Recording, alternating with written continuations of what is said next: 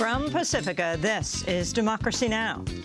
Part of the reason why we grew faster last year was we were no longer being burdened by mindless across-the-board cuts. That's why I want to work with Congress to replace mindless austerity with smart investments that strengthen America. As Greece elects an anti-austerity government, President Obama calls for the end of mindless austerity here at home, setting up a battle over spending with Republicans. We'll speak to economist Dean Baker, then chasing the scream. It's now 100 years since drugs were first banned in the United States, and I went on a big and epic journey across 30,000 miles to try to figure out why were drugs banned in the first place? Why do we carry on when so many people can see it's a disaster? What really causes drug use and drug addiction? And what are the alternatives? And what I discovered is that almost everything we think we know about this subject is wrong. Johan Hari on the first and last days of the war on drugs, from the government's targeting of Billie Holiday to new efforts to decriminalize all drugs. All that and more coming up.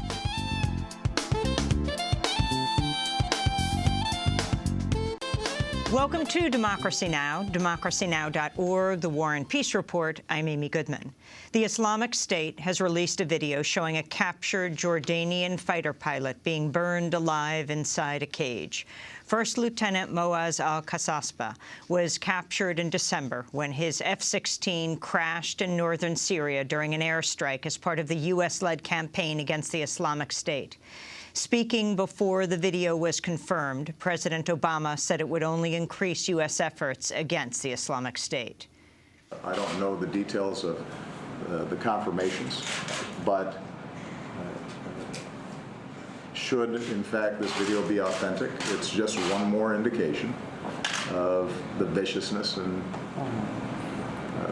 barbarity of this organization. And it, I think, will redouble the vigilance and determination on the part of a global coalition to make sure that they are degraded and ultimately defeated. Jordan had hoped to free the pilot by exchanging a female prisoner held for an attempted suicide bombing. Early this morning, Jordan executed Sajida al-Rashawi along with another prisoner. Jordanian government spokesperson Mohammed al-Mamani has vowed to wage a firm response. Whoever doubted that Jordan's response would be firm, tough, and strong, we will show them the proof, and they will learn that the anger of Jordanians will shake their ranks. The martyred pilot does not belong to a specific tribe, and he is not a son of a specific governorate, but he is the son of all Jordanians, being united as they have been throughout their history. Sunni Islam's most prominent educational center, Al-Azhar, has issued a call for the killing, crucifixion, and chopping of the limbs of Islamic State terrorists. The burning of the pilot has ignited particular outrage since Islam forbids the cremation of the body. Meanwhile, the United Arab Emirates, a key ally in the U.S.-led fight against ISIS, has suspended its role over concerns about pilot safety. Unnamed officials told the New York Times the country stopped airstrikes in December. A jailed former al-Qaeda operative has issued new allegations about ties between al-Qaeda and the royal family of Saudi Arabia. Zacarias Moussaoui volunteered to testify as part of a lawsuit filed against Saudi Arabia by relatives of the victims of 9/11. His testimony, gathered inside a U.S. supermax prison where he's serving a life sentence on terrorism charges, was submitted as part of a legal brief Tuesday. Moussaoui said in the late 90s he'd created a database of al-Qaeda donors, which included then Saudi intelligence chief Prince Turki al-Faisal, longtime Saudi ambassador to the U.S., Prince Bandar bin Sultan, often referred to as Bandar Bush, and top investor Prince al-Walid bin Talal. He also described meeting with an official who worked for the Saudi embassy in Washington to discuss a possible plan to shoot down Air Force One. The revelations come just days after President Obama visited Saudi Arabia, where he welcomed the new King Salman. A U.S. drone strike in Somalia targeted a top leader of the militant group al-Shabaab on Saturday. The Pentagon did not confirm the attack until Tuesday and has not said whether it killed the target, Yusuf Deek. Unnamed officials have said Deek and at least one other leader were killed.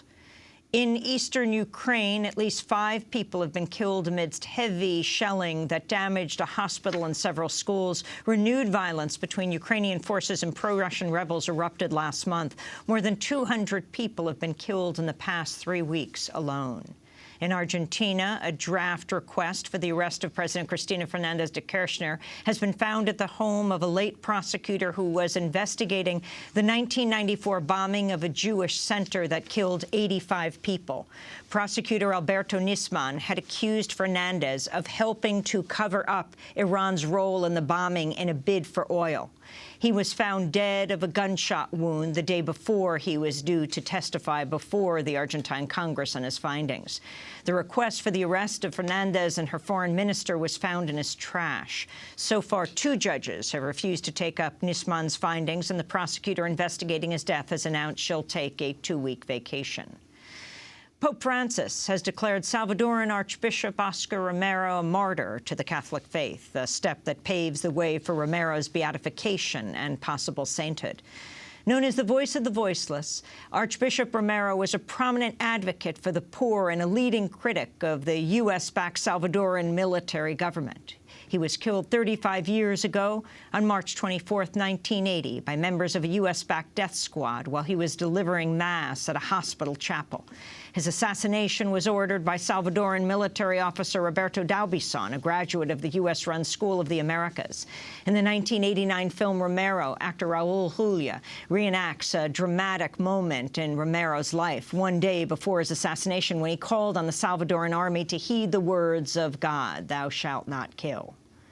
No soldier is obliged to obey an order contrary to the law of God. In his name, and in the name of our tormented people who have suffered so much and whose laments cry out to heaven, I implore you, I beg you, I order you, stop the repression. Actor Raul Julia in the film Romero, reenacting the speech delivered by Archbishop Oscar Romero a day before he was assassinated. Romero's supporters have long called for him to be placed on the path to sainthood, but his case has been blocked by right-wing church leaders who oppose his ties to liberation theology, a religious movement which seeks to end economic and political injustice. In the United States, CIA whistleblower John Kiriakou has been released from prison. Kiriakou exposed the Bush-era torture program and became the only official jailed for it. In January 2013, he was sentenced to 2.5 years after pleading guilty to confirming the identity of a covert officer to a reporter who did not publish it. His supporters say he was unfairly targeted as part of the Obama administration's crackdown on whistleblowers. In 2007, he became the first CIA official to publicly confirm the Bush administration's use of waterboarding. A Twitter post Tuesday shows Kiriakou smiling with his children with the Martin Luther King Jr. quote, free at last, thank God Almighty, I'm free at last." Kiriakou remains under house arrest for 3 months.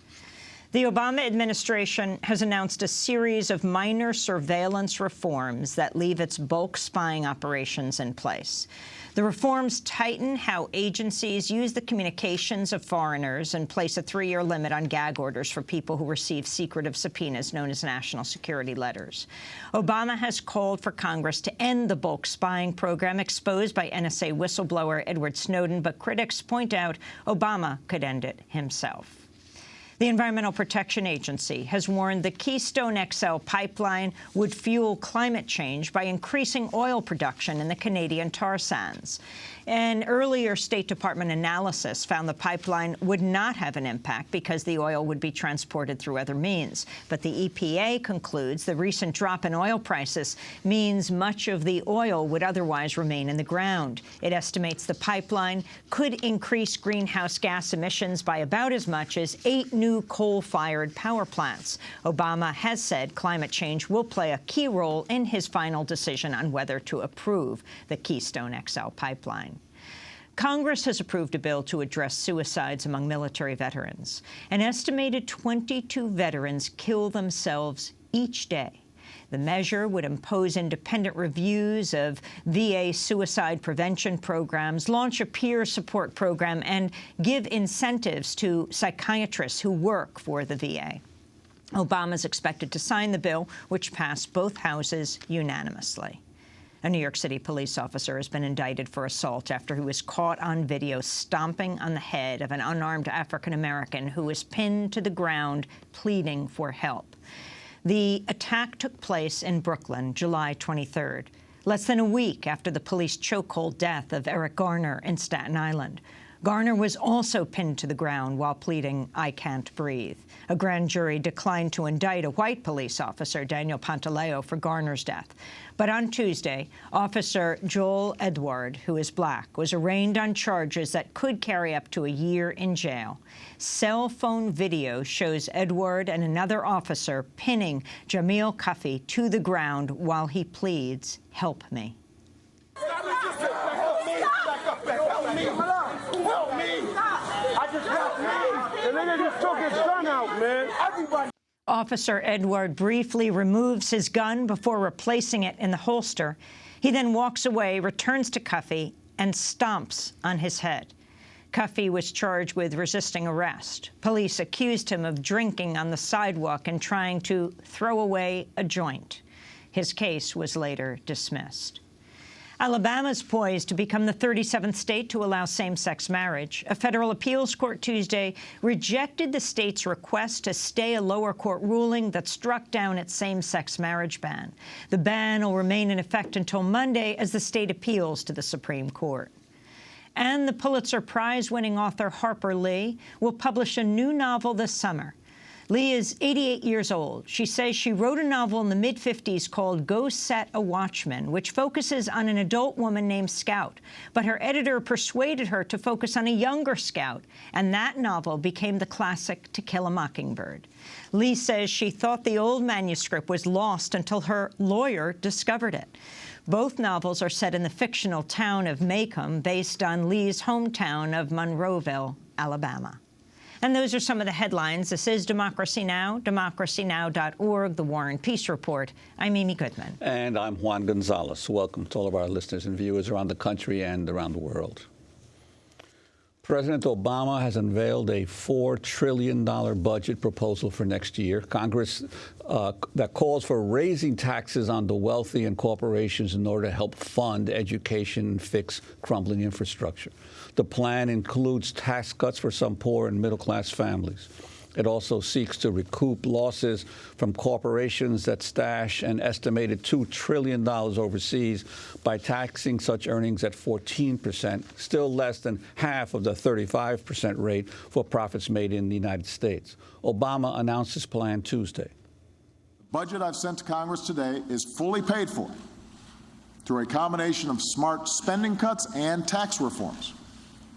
Let me give you an example. Right now, our tax code is full of loopholes for special interests, like the trust fund loophole that allows the wealthiest Americans to avoid paying taxes on their unearned income. I think we should fix that and use the savings to cut taxes for middle-class families. That'd be good for our economy. President Obama's proposed budget also takes aim at the high cost of prescription drugs, proposes a new agency to regulate food safety, and seeks $1 billion to curb immigration from Central America. It also calls for a 4.5% increase in military spending, including a $534 billion base budget for the Pentagon, plus $51 billion to fund U.S. involvement in Syria, Iraq, and Afghanistan. Speaking at the Department of Homeland Security, Obama said across-the-board cuts known as sequestration would hurt the military. Just last week, top military officials told Congress that if Congress does nothing to stop sequestration, there could be serious consequences for our national security at a time when our military is stretched on a whole range of issues. And that's why I want to work with Congress to replace mindless austerity with smart investments that strengthen America, and we can do so in a way that is fiscally responsible. Well, for more, we're joined from Washington, D.C. by the economist Dean Baker, co-director of the Center for Economic and Policy Research and author of Getting Back to Full Employment, A Better Bargain for Working People. First, your overall assessment of the budget that President Obama has presented, Dean. Well, on the whole, I'd say it's probably the best budget he's had since he's been in office. I'm ignoring the first one with the stimulus, which had a lot of good things in there. But since then, he has some good spending in there in the sense he's trying to increase spending on infrastructure, education, other areas that are both we could think of as investment for the future, but also will help people, help a lot of low, middle-income people. He also has some pretty good tax increases for the wealthy. He's raising the tax rate on capital gains and dividends to 28%. From currently, it's about 22%, I believe, is the latest number. It had been as low as 15%. That's why I'm hesitating a second. And that's a big tax increase. This is these are middle-income people don't have a lot of capital gains or or dividend income. So that's a big deal. And he's increasing corporate tax. He's proposing that you would have a tax, one-time tax, 14% on the foreign earnings of U.S. corporations that are already stashed overseas, and then 19% thereafter. That's not ideal in my book. There's other ways you could structure that, but that's a lot more than people have been talking about. So that's kind of the positive. The negative is that we're still, to a large extent, on an austerity path. He said he's against mindless austerity. That's good. So this is maybe more thoughtful austerity. I'm saying that a little cryptically. But the point is, one of the reasons we've had such a slow recovery is that the government hasn't been prepared to spend more, hasn't been willing to increase the stimulus it gives to the economy following a very severe recession. Every other recession, we've done that. In this case, instead of spending more, we're spending less. We're cutting back government employment.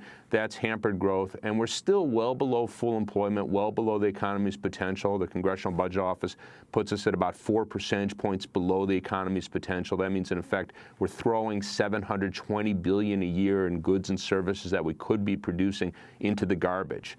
So that doesn't really change. And in terms of the spending, in the investment portion of the budget, domestic discretionary spending, that's not going down as fast as it would absent the increases President Obama's proposed. But we're still looking at spending less in that category of the budget relative to the size of the economy than we did at any point in the 90s, the 80s, the 70s. I don't know how far back you'd have to go to find us spending less. So there's more investment given his proposed spending, but it's still not a lot because the baseline was very, very low. So on the whole, very mixed story. Well, Dean, I wanted to ask you first about the military part of the budget. We're talking about here $51 billion for ongoing activities in Iraq, Syria, Afghanistan, even though supposedly the United States is withdrawing troops and ending those wars, and we're still talking about spending $1 billion a week, essentially, next year. Yeah, well, I don't know when we're going to see an end to those wars. I mean, at my choice, it would have been a long time ago. We wouldn't have been there to begin with, but, no one asked me.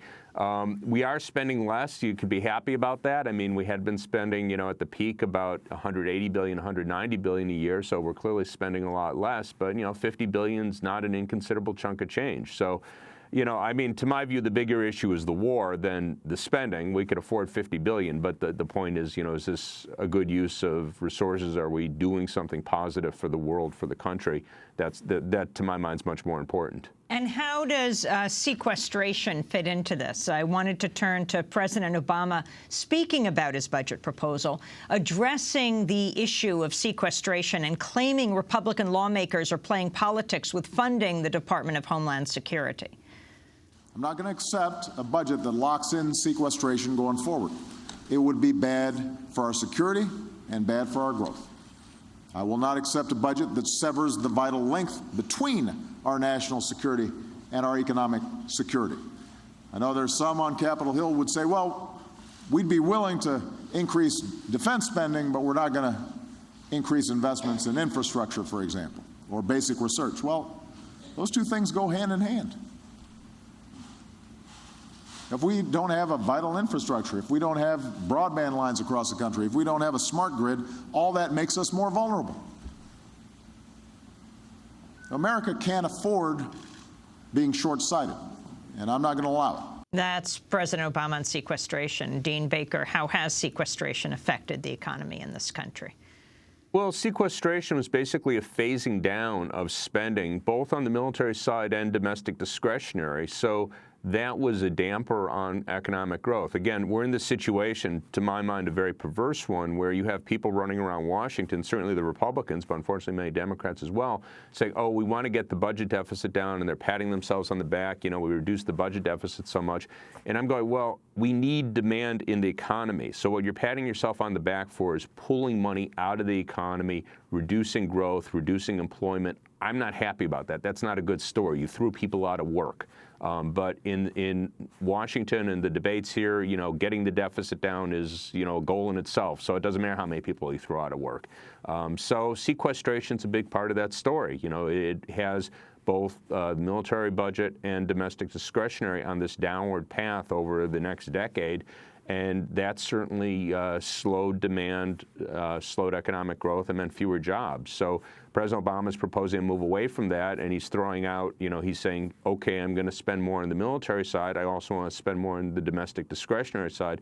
Whether that's political, I mean, I can't speak to his motives, you know, but presumably that makes it easier for Republicans to accept that he's giving ground on the military side and not just asking for spending on the domestic side. Whether, you know, what he'll end up coming out of Congress, who knows? But, you know, I have to say, realistically, it's hard to imagine he could have gotten more domestic discretionary without making at least some concessions on the military side.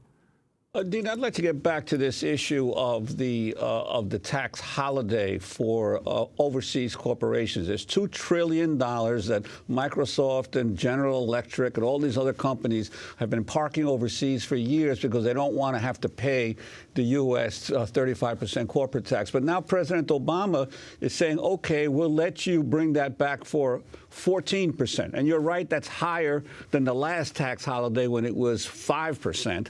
But you know, and I think a lot of people in Washington know, that that's his opening number and that the Republicans are probably going to whittle that down even further. And that's probably the only aspect of his proposal, other than reducing the corporate tax, that the Republicans are going to actually pay much attention to. And so my concern is, some people have said this is his proposal, especially the 19% ongoing on those foreign profits, will actually set a minimum corporate tax, and more corporations in the U.S. will shift as much as they can outside of the country and then claim this 19% tax, and that will become the floor for corporations.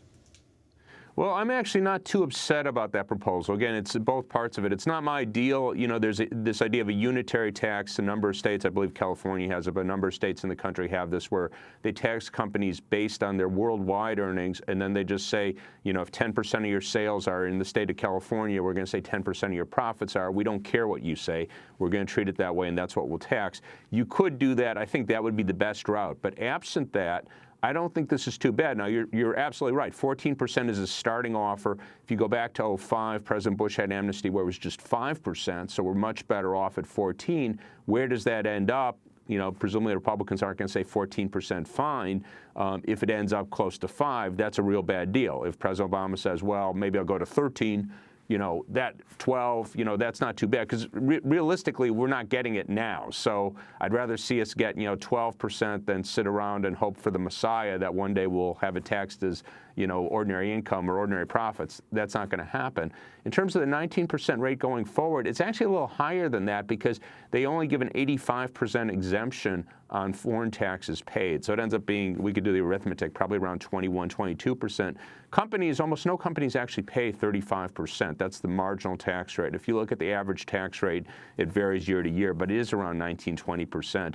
So I'm not really worried about companies in mass, you know, shipping, that, you know, trying to arrange to shuffle their profits overseas. They have been doing that because, you know, as it stands now, you could basically defer them to eternity, or hope till, you know, you get someone like President Bush give you a 5% tax holiday. So this makes that less desirable than it is today. So if we actually got the 19% rate, I don't think the Republicans are going to jump and grab that. But if they did embrace that, I think you'd see less of the sort of tax shifting that we've been seeing over the last 15 or 20 years. So I consider that overwhelmingly a positive story. Dean, during his State of the Union address, President Obama called for taxing the rich. And let's close the loopholes that lead to inequality by allowing the top 1% to avoid paying taxes on their accumulated wealth. We can use that money to help more families pay for childcare and send their kids to college. We need a tax code that truly helps working Americans trying to get a leg up in the new economy, and we can achieve that together. So talk about this thrust of President Obama and how it expresses itself in the economy, and how different is this than presidents past? Well, there's a few things in here. I mentioned before that he's proposing to raise the tax rate on capital gains and dividend income from 22% to 28%. That's a big increase for wealthy people, because that's where, you think of the Bill Gateses, the Warren Buffetts. That's where most of their income's coming from. They own a lot of stock, and they're getting dividend payouts. They sell it for a profit. And as it stands, they're paying a lower tax rate than, middle-income people are paying 25, 28%. So this is a very big step in the right direction. It's the New York Times had a piece. This is spreading the wealth around. They had this being socialism or whatever. I like to point out 28% is the rate that Ronald Reagan signed off on back in 1986 in the tax reform. So that's hardly, an exorbitant rate. We've been there before, but I'm glad to see him go in that direction. He has a few other things in there. As it stands now, if you have someone, they die, pass on the estate to their heirs, there's something called the step-up basis for capital gains. So let's say this wealthy person, had made $100 million on owning Microsoft stock or whatever it might be. They pass it on to their children. Well, their children never pay tax on that capital gain. It's treated, okay, $100 million. If they sell it the next day, they don't pay any tax on it. If they wait a few years and it's worth $120 million, they just pay tax on that $20 million.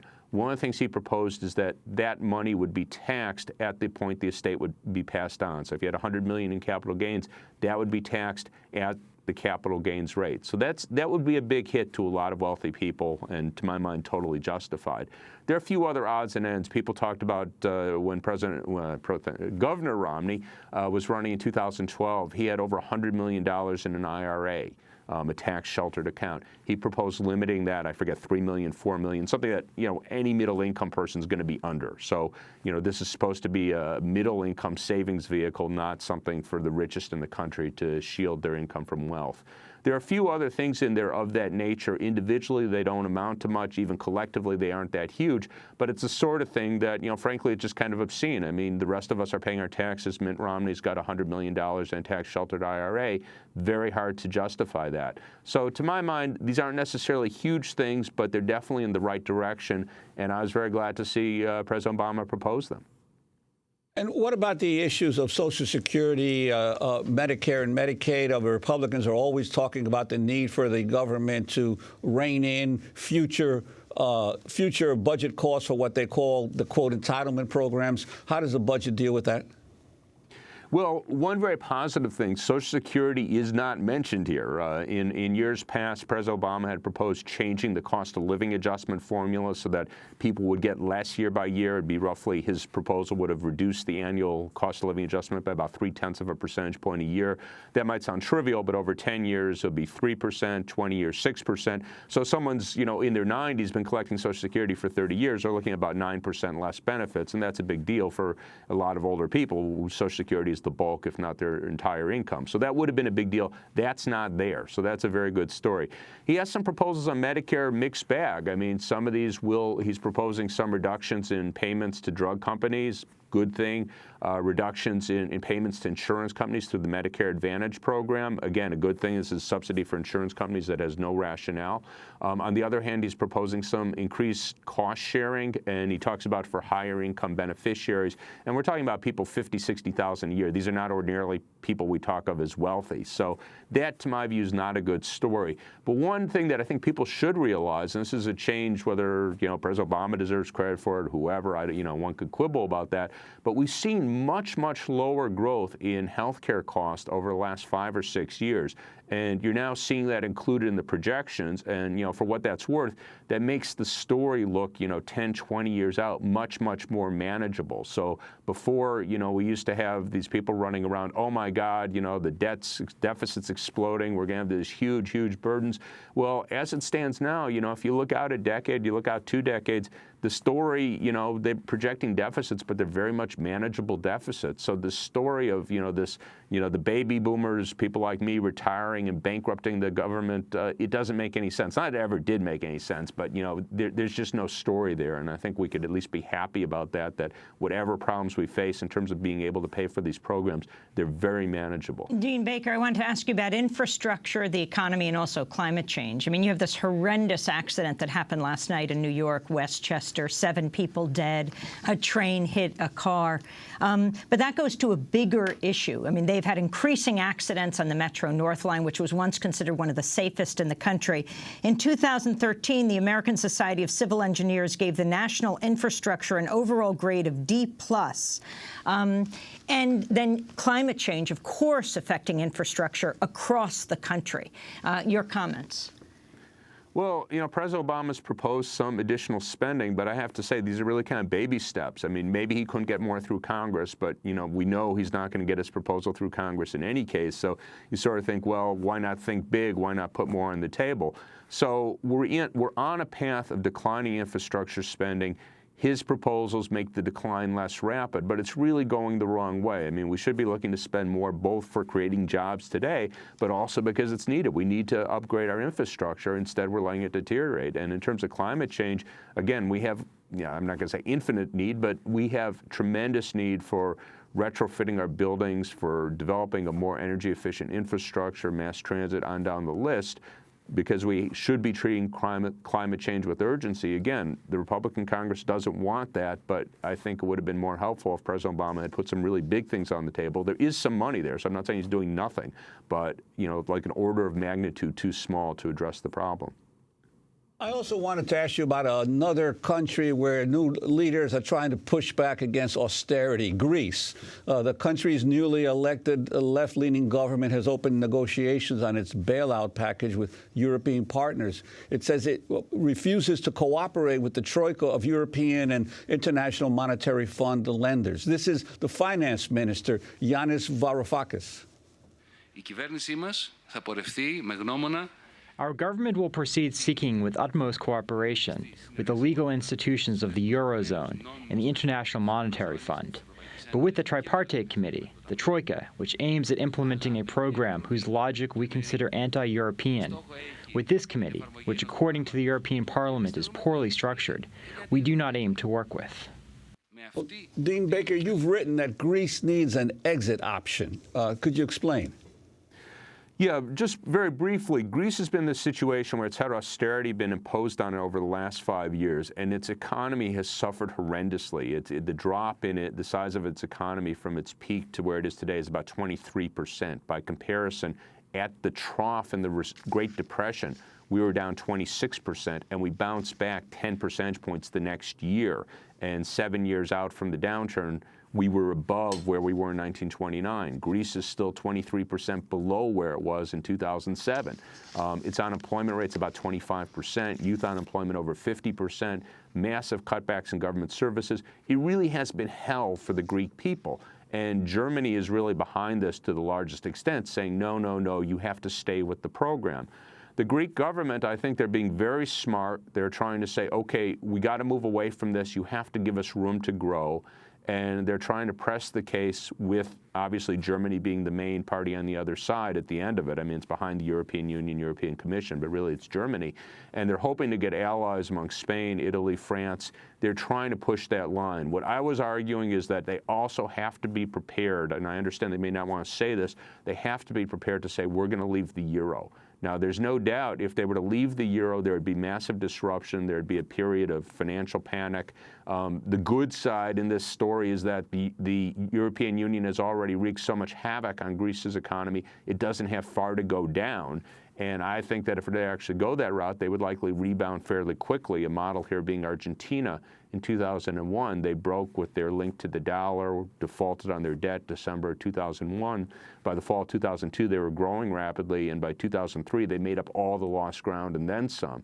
I don't know if Greece would rebound quite that quickly, but that was a very impressive performance, and I think it's important to hold that out because that's something that would scare Germany, not so much because they care about Greece, but if Greece were to do that and rebound, there'll be tremendous pressure on Spain, probably Italy, other countries to also leave the euro, and Germany's going to be sitting there with a rump eurozone at the end of the day. So I think it's important that there be pressure on Germany that they understand this is not working. It's not working for Greece. It's not working for Spain. It's not working for Europe. They have to move away from these policies. In 30 seconds, you were quoted in a piece about Croatia, which has canceled the debts of its poorest residents. Can you explain and what we can learn from this? I don't know a great deal about that. I was, called by a reporter, and I just said, you do have to worry. They proposed, I shouldn't say proposed, they instituted a cancellation of the debt to its poorest residents. And in principle, that sounds good. But the point I was making is, well, you have to see how that's being done, because what that might mean, if people expect it again, no one is going to lend them money. And at the end of the day, that probably is not a good policy. Now, I don't know the details on it. They may have a way around that. But if we just say cancel debt for poor people, well, they're never going to be able to borrow again. Well, you've helped them today, debts not are tomorrow. Absorbed by creditors, including local banks, major telecommunications providers, city governments. The move comes as more than 300,000 Croatian citizens saw their bank accounts blocked last summer due to debt. Yeah, well, I mean, again, that's going to help them today, but these people are probably going to want to borrow in the future. And if there's concern on the part of creditors that the government will do this again, then they're not going to lend them money. I mean, again, I don't know the specifics. I was arguing for some sort of debt moratorium in the context of the collapse of the housing bubble, because that's a pretty unique event. We don't anticipate we'll have another collapse of a housing bubble, at least not anytime soon. And maybe there was a similar justification in Croatia, but if it's just we have a lot of people in debt, let's cancel their debt, you may, at the end of the day, not be ending up doing the low-income people a favor. Well, Dean Baker, I want to thank you for being with us, economist, co-director of the Center for Economic and Policy Research, author of Getting Back to Full Employment, A Better Bargain for Working People. When we come back, Johan Hari joins us on Chasing the Scream, the first and last days of the war on drugs. Stay with us.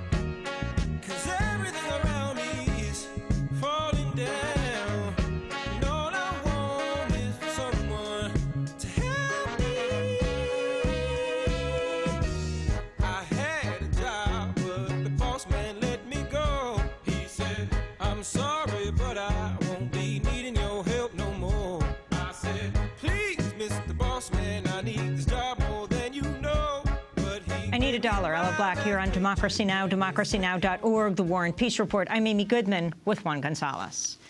One part of President Obama's new budget that has received little attention is the war on drugs. The White House is seeking $27.6 billion for federal drug control programs, nearly $1 billion more than last year.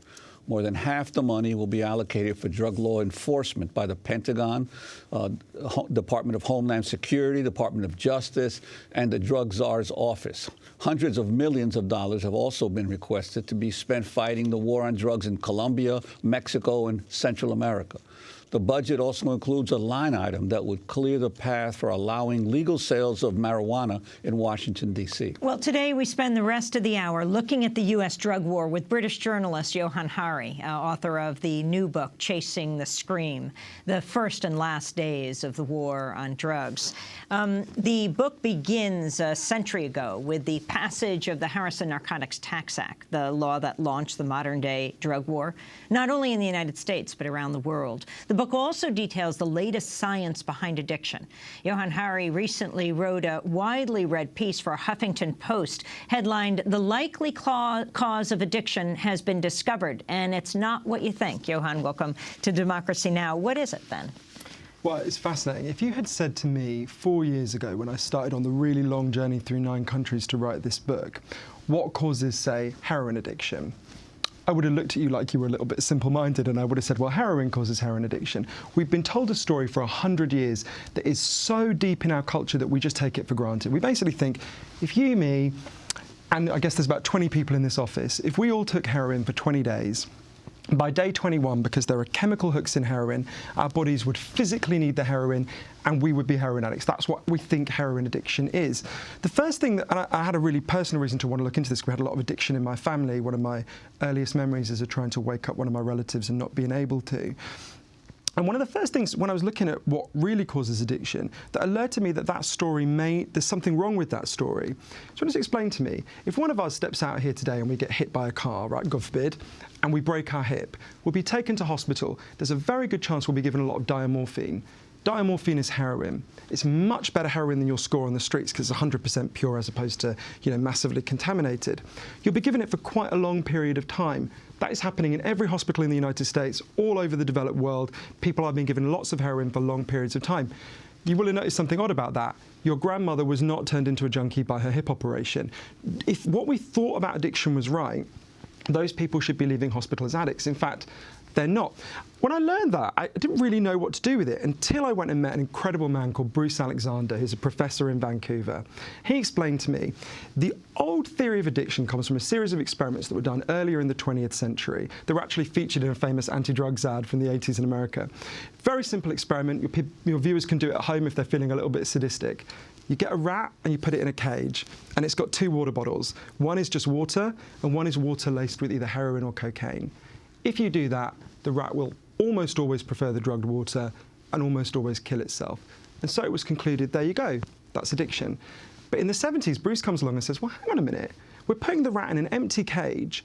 It's got nothing to do except drink the drugged water. Let's do this differently. So Bruce built Rat Park. Rat Park is like heaven for rats. They've got loads of cheese. I don't think it's cheese. It's some very nice food that rats like. Loads of coloured balls, loads of friends. They can have loads of sex.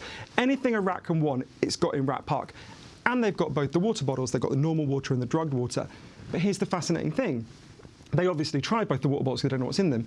They don't like the drugged water. The rats in Rat Park use very little of it, they never overdose, and they never use in a way that looks like addiction or compulsion, which is fascinating. There's a really interesting human example. There's loads of human examples, but I'll give you a specific one in a minute. But what Bruce says is this shows that both the right-wing theory of addiction and the left-wing theories are wrong. The right-wing theory is, you're a hedonist, you party too hard, that you indulge yourself. It's a moral flaw. The left-wing theory is your brain gets hijacked, you get taken over. What Bruce says is, it's not your morality, it's not your brain, it's your cage. Addiction is an adaptation to your environment. Really, and there's massive implications of that, but there's a really interesting human example that was actually going on at the same time as the Rat Park experiment. It's called the Vietnam War. 20% of American troops in Vietnam were using heroin a lot. And if you look at the news reports from the time, there's a real panic because they believed the old theory of addiction. They believed that if these troops were going to come home and you were going to suddenly have enormous numbers of addicts on the streets of the United States. What happened? All the evidence is the vast majority come home and just stop. Because if you're taken out of a hellish pestilential jungle where you don't want to be and you could be killed at any moment, and you go back to your nice life in Wichita, Kansas, with your friends and your family and the purpose in life, it's the equivalent of being taken from the first cage to the second cage. You go back to your connections. What this shows us is, I think there's huge implications for the war on drugs, in that obviously the war on drugs is built on the idea that chemicals cause addiction and we need to physically eradicate the chemicals from the United States now. I don't think that's physically possible. We can't even keep them out of prisons and we've got a walled perimeter. But let's grant the philosophical premise behind that, right? If in fact the chemicals are not the primary driver of the addiction, if in fact huge numbers, in fact the vast majority of people who use those chemicals don't become addicted, if in fact the driver is isolation, pain and distress, then a policy that's based on inflicting more isolation, pain and distress on addicts is obviously a bad idea. That's what I saw in Arizona. I went out with a female chain gang that are forced to wear T-shirts saying I was a drug addict and, made to dig graves and collect trash. And, the idea that imposing more suffering on addicts will make them better if suffering is the cause is crazy. I actually think there's real implications for the politics that Democracy Now! Covers so well and that we believe in so much. We have created a society where huge numbers of our fellow citizens can't bear to be present in their lives and have to medicate themselves to get through the day with these drugs. You know, there's nothing, a hyper-capitalist, hyper-individualist society makes people feel like the rats in that first cage, that they're cut off from source of meaning. There's nothing, as Bruce explains, there's nothing in human evolution that prepares us for being as isolated as the, you know, as the ideal citizen of a hyper-capitalist, hyper-consumerist country like yours and mine.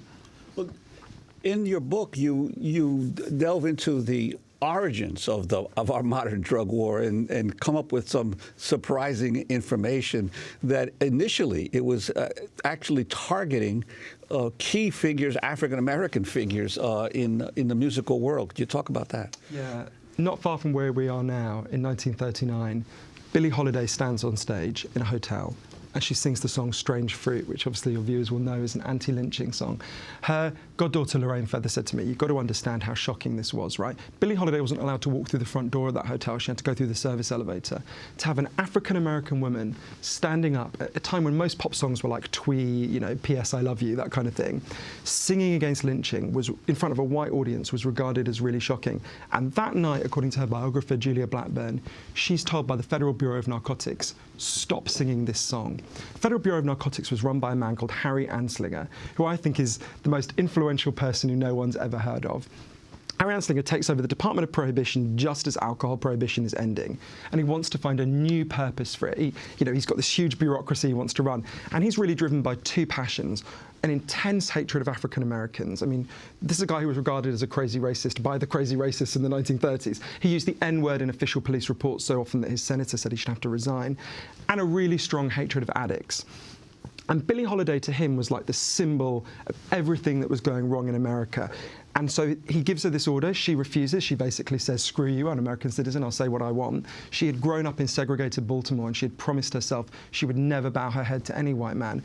And that's when Harry Anslinger begins the process of stalking her and eventually, I think, playing a role in her death, as was explained to me by her friends and by all the archival research. The first person he sends to stalk her is an agent called Jimmy Fletcher.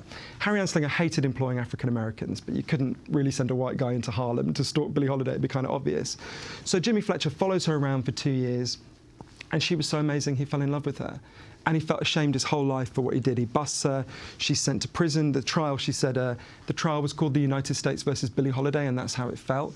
And when she gets out, exactly what happens to addicts all over the United States today happens. What's happened to those women I met in Arizona, she can't get a job. You needed a license to be able to perform anywhere where alcohol was sold, and they wouldn't give her the license.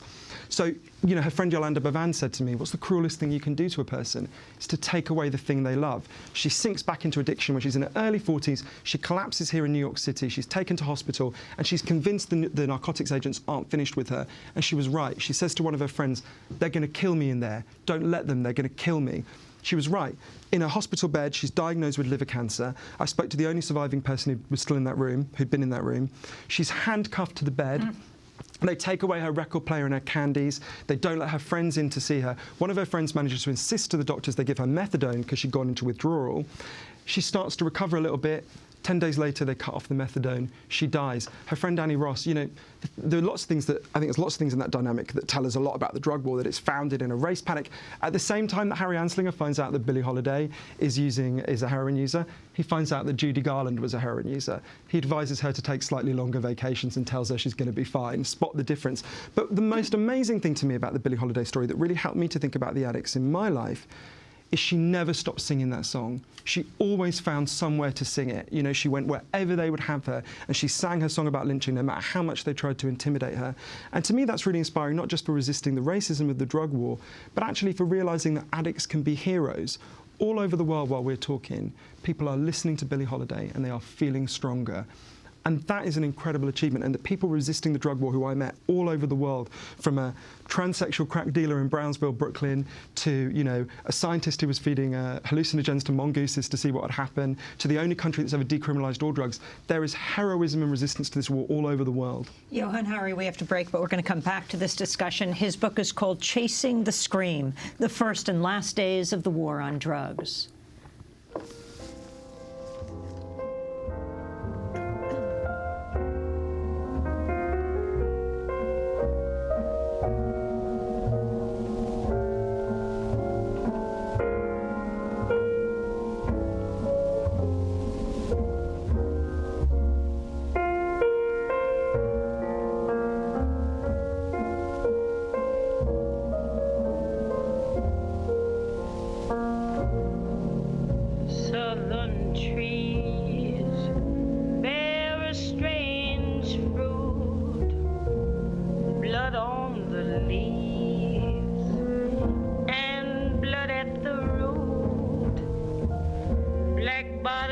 swinging in the southern breeze.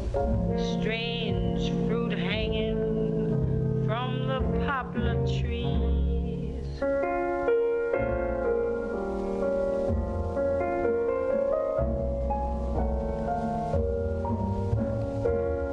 Pastoral scene of the gallant South.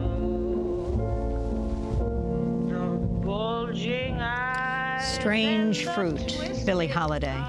Here on Democracy Now!, democracynow.org, The War and Peace Report. I'm Amy Goodman with Juan Gonzalez. Our guest is Johan Hari, British journalist, author of the new book, Chasing the Scream, The First and Last Days of the War on Drugs. Juan? Well, Johan, in your travels around the world to delve into this story, you found places that have chosen another way. Could you talk about specifically Portugal and the importance of what's happened in Portugal in terms of drug addiction, and also Vancouver, where you spent some time? Yeah, I was so inspired by what I saw in both those places. It was fascinating to go to the places that have abandoned the drug war model and tried the alternatives. In Portugal, in the year 2000, they had one of the biggest drug problems in Europe. 1% of the population was addicted to heroin, which is kind of mind-blowing. And they basically, every year, they tried harder the American way, they cracked down harder, and every year the problem got worse. So one day, the Prime Minister and the leader of the opposition got together and they said, look, let's just set up a panel of doctors to figure out what would genuinely solve this problem, and let's agree in advance that we'll do whatever they tell us to do. So it just took it out of politics. So the panel goes away for a year and a half, led by an amazing man called Juan, and they come back and they say, look, decriminalise everything, from cannabis to crack. But, and this is the crucial thing, transfer all the money we currently spend on arresting drug users, imprisoning drug users, trying drug users, all of that into incredibly good drug treatment. Now, partly that's rehab, psychological support, that kind of thing. But actually, much more, it's the stuff that learns the lesson of Rat Park. We could be drunk now. All three of us could be drinking vodka now, right? We're not, because we've got a job we love, we've got something to do, we've got a purpose in life. The goal of the Portuguese decriminalisation was to say, every addict needs to be given a purpose in life. So one of the biggest things was just subsidised jobs. If you used to be a mechanic and your life fell apart, they go to a garage and they say, employ this guy for a year and we'll pay half his wages. It was all about getting addicts reconnected. It's getting them out of the first cage into the second cage, if you like. And it's been 15 years, nearly 15 years, and the results are in, and they're kind of incredible. Injecting drug use is down by 50%. You know, every study shows addiction is significantly down, overdose is massively down, and one of the most moving interviews I did was with a guy called Juan, who led the opposition to the decriminalisation. He was the top drug cop in Portugal. And he said, I'm paraphrasing, the exact words are in the book, but he said, everything I said would happen didn't happen, and everything the other guys said would happen did. And, you know, he talked about how he was ashamed that he'd spent 20 years arresting drug users, and he hoped the whole world followed our example. The other really amazing example, and I think is particularly relevant to Democracy Now! Listeners and viewers, is the story of what happened in Vancouver. Again, in the year 2000, there was a homeless street addict on the streets of the downtown east side of Vancouver called Bud Osborne. It was the area with the worst addiction in North America. And Bud Osborne was watching his friends die all around him. People would use behind dumpsters so the police wouldn't see them, but obviously the police can't see you, no one else can. And Bud said, I've got to do something. I can't just watch all these people die. But he also said, I'm a homeless street addict. What can I do? He had a very simple idea. He just said to all the other addicts, why don't we start just patrolling the alleyways? Why don't we just start, when we're not using, we'll have a rota, we'll patrol, and we'll monitor each other, and we'll call an ambulance. Let's go to Bud Osborne, speaking in 2011 at a health harm reduction in the law forum in Vancouver. A flame burst inside me, fueled by grief and rage, like a spontaneous, fierce combustion flashing up through my nervous system and roared in my head like a psychic explosion. Because of another, because of too many, because of an unnecessary overdose death. Yelled two words repetitively in my head: no more, no more, no more. Of this heartbreaking, family-shattering, community-diminishing pain of overdose deaths. That was Bud Osborne. I feel a bit emotional looking at that. What Bud achieved was incredible. So overdose started to fall because they're doing these patrols. And then they started to get a bit energised, and the addicts started to think, oh, maybe we're not the pieces of rubbish that people have been saying we are. Maybe we can do things differently. They started to learn that in Frankfurt, Germany, they'd opened safe injecting rooms where people could use legally and be monitored by doctors, and it had massively saved lives. So Bud and his friends, a big group of them, started to stalk the mayor of Vancouver everywhere he went. A guy called Philip Owen, who was a kind of right-wing businessman, think Mitt Romney, right? Guy who said that addicts should be taken and put in an army base somewhere, right? For 2 years, they follow him everywhere he went with a coffin. And the coffin said, "Who will die next, Philip Owen, before you open a safe injecting room?" This goes on for years. They get a bit demoralised. And one day, to his eternal credit, Philip Owen just says, "Who the hell are these people?" And he goes and he meets loads of addicts, and he spends a load of time on the downtown east side. And he opens his heart and he says, "I had no idea it was like this." And he holds a press conference, and they have the chief of police, and they have the coroner, and they have an addict. And he says, "I'm never going to talk about addiction again without having an addict here. We're going to open this first safe injecting room in North America. We're going to have the most compassionate drug policies in North America." They open this injecting room. Philip Owen is deselected by his own right-wing party because they're so appalled. He's replaced by a candidate who continues keeping the drug room open from a more liberal party. And, you know, it's been 10 years now, and the results are in. Overdose is down by 80%. 80%. Average life expectancy in that neighbourhood is up by 10 years. Those are figures you only get when a war ends. And I spoke to Philip Owen, and he said it was the proudest thing he ever did, and he would sacrifice his political career all over again. And looking at Bud, I was thinking, you know, Bud died last year. He was only in his early 60s, but having been a homeless addict during a drug war, it takes a toll on you. When he died, they sealed off the streets of the downtown east side where he had lived, and they had this amazing memorial service. And there were a huge number of people in that crowd who knew that they were alive because of what Bud had done. And I would say to anyone watching this, you know, it's so easy to feel daunted by the big political challenges we've got. It's so easy to think something so huge as the drug war. You are so much more powerful than you know. Bud was a homeless street addict, and he started a movement that has transformed Vancouver, transformed Canada, and saved thousands of people's lives. If he can do it, we can do it. This war has been going for 100 years. We can end it now if we choose to. Why chasing the scream? Oh, it's from the story at the beginning. There's a guy we were talking about, Harry Anslinger, the origin who launches the modern drug war, this kind of genius. And I don't say that with admiration. When he was 10 years old, he lived at a farmhouse next to a woman, a farmer's wife, who was an addict. And one day he turns up and she's screaming. And the farmer says, "Go to the pharmacy and buy her some heroin," because you could buy it legally then, opiates, it would have been heroin. And he kind of rushes there, he comes back, she takes the opiates and calms down. But he always remembered those screams, they haunted him, and he was convinced that he was taking on this big war and he could eradicate these drugs and therefore he could end that screaming. The tragic irony is he created a lot of screams in his turn. Finally, could you talk about President Mujica of Uruguay? Oh, he's one of the most amazing people I've ever interviewed. Mujica was a leader of the Tupamaro guerrilla movement. He was a dissident. He was kept at the bottom of a well for 2 years by the dictatorship, and he emerged to become the leader of his country. He lives in a shack. I went to the shack. I mean, it's no exaggeration to say David Cameron and Barack Obama wouldn't keep their shoes where Mujica lives.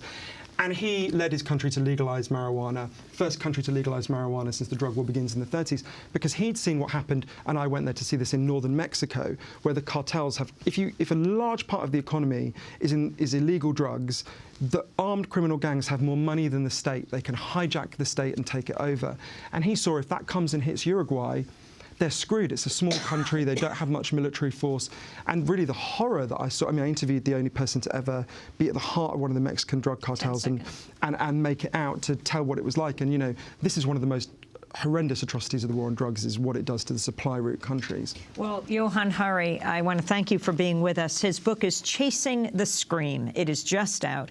The subtitle, The First and Last Days of the War on Drugs. That does it for the broadcast. Happy birthday to you, Grand. Democracy Now! Is produced by Mark Burker, Nick Felsar, Mate, Nirmin Sheikh, Steve Martinez, Sam Off of Honey Masood, Ravi Karen, Dina Guster, Amy Littlefield. I'm Amy Goodman with Juan Gonzalez.